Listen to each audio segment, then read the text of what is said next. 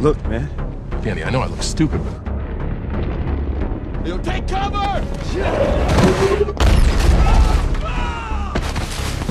The smoke cleared and a massive robot rose from the rubble. The officer froze, completely rattled. Sensing danger, the robot retreated deep into the forest.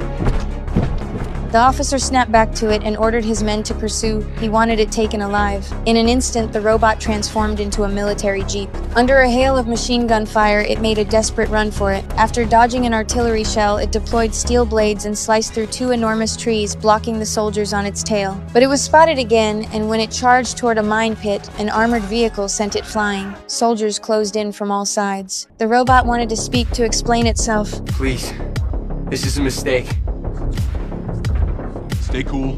Hold your fire. I don't want to hurt anyone. As the standoff hung in the air, a roar split the sky. A fighter jet came screaming in. Who called in the Air Force? That's not the Air Force. It was his oldest enemy, Blitzwing. Run.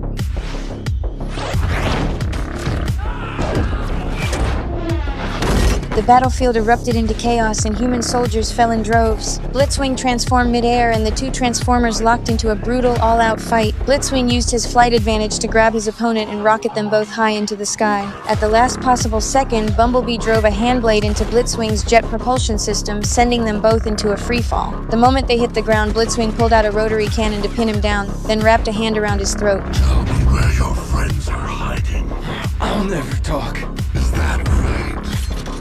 Blitzwing plunged his blade into Bumblebee's throat and ripped out his voice box clean, then hurled his badly wounded enemy aside. Just as Blitzwing moved in to finish it, Bumblebee had already made his play. To death.